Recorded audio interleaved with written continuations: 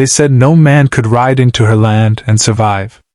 40 gunmen guarded every road, every door, every secret. But when one lonely marshal crossed that border with nothing but a badge and a promise, the whole West held its breath. What he found there was not just danger, but a woman carrying a pain so deep it could destroy them all. Stay until the end, because the final gunshot will change everything you believed about justice, love, and courage. The desert wind howled across the empty plains as Marshal Ethan Cole rode beneath a burning sunset. Dust covered his coat, his boots, and the silver badge pinned to his chest. He had traveled for 3 days without rest, following a trail of fear that led to one place people only whispered about, Blackthorn Valley. No lawman entered Blackthorn Valley. No lawman ever came back. The valley belonged to a woman named Victoria Kane. Some called her a queen, others called her a devil. Her ranch sat in the center of the valley like a fortress, surrounded by 40 armed men loyal enough to die for her. Wagons disappeared there. Gold vanished there. Men who betrayed her were buried there. But Ethan did not come for gold. He came for the truth. Months earlier, his younger brother Daniel had vanished while searching for work.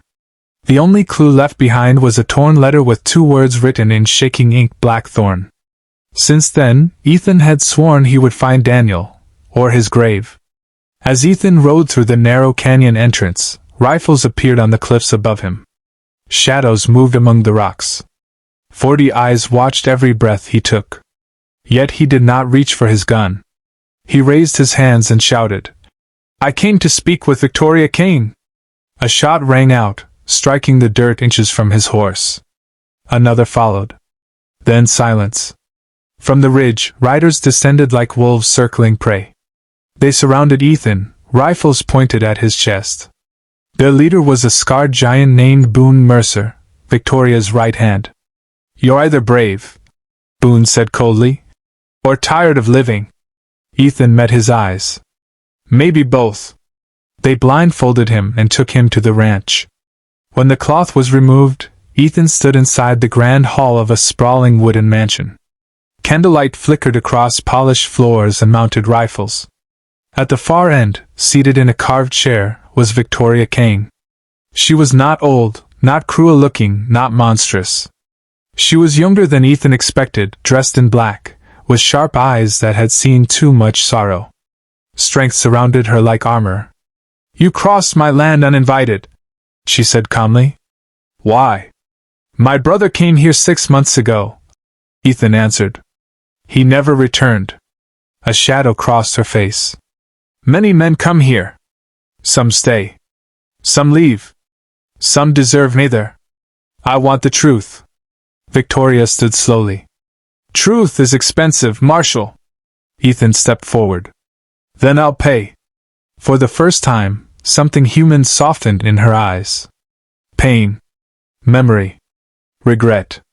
She ordered the others out, leaving only Boone nearby. When the room emptied, Victoria walked to the window overlooking the valley. "Your brother Daniel was kind," she said quietly. "Too kind for this world." Ethan's heart pounded. "Where is he?" Before she could answer, an explosion shook the ranch. Glass shattered. Screams rose outside. Boone rushed in. "The Carter gang! They're attacking the south gate!" Victoria's face hardened instantly. "Positions!" She turned to Ethan. "If you want answers, Marshal, survive the night." Outside, flames rose against the dark sky. Bullets tore through fences and walls. The Carter gang, ruthless raiders who hated Victoria's power, had come with 20 riders to destroy Blackthorn Valley. Ethan could have escaped in the chaos. Instead, he grabbed a fallen rifle and stood beside the people who had moments ago held him prisoner. Gunfire thundered. Horses screamed. Men fell in the dirt. Ethan fought back to back with Boone, saving his life when a raider aimed from the barn roof. Victoria herself rode into battle, fearless as fire, commanding her gunmen with sharp precision. Ethan watched in disbelief as she charged straight into danger, not for wealth, but for the families hiding behind those walls. Women and children. Workers. Widows. This was no outlaw fortress. It was a refuge. By dawn, the Carter gang retreated. Blackthorn still stood. As smoke drifted into the pale morning sky, Ethan looked at Victoria with new eyes. Maybe the stories were lies. Maybe the real enemy had not shown himself yet. And maybe Daniel's disappearance was tied to something far darker than anyone knew. The dead were buried by noon. The wounded were tended in silence. Ethan helped carry bodies, his thoughts heavier than the coffins.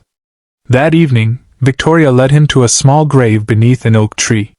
The marker read, Daniel Cole. Ethan fell to his knees. No. Victoria's voice trembled for the first time.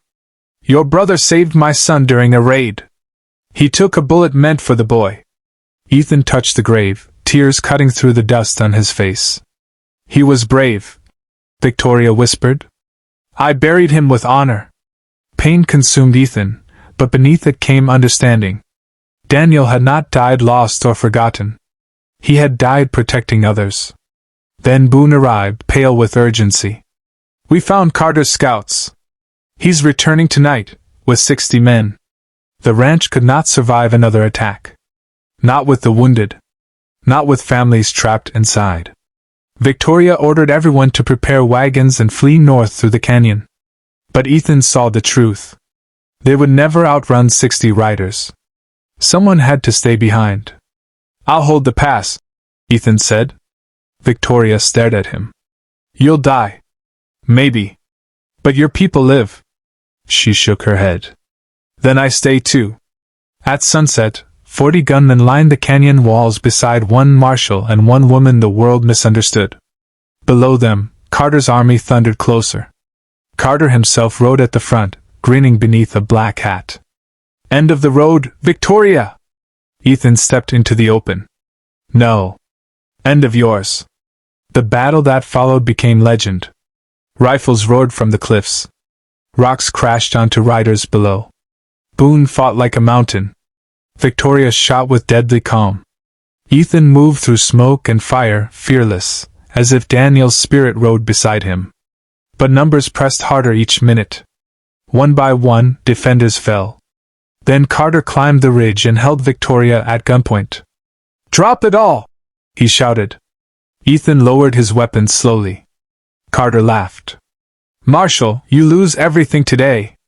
But Victoria suddenly drove her elbow backward into Carter's chest. His gun fired wild. Ethan drew faster than lightning. One shot. Carter fell into the canyon below. His men fled in terror. Silence covered the valley.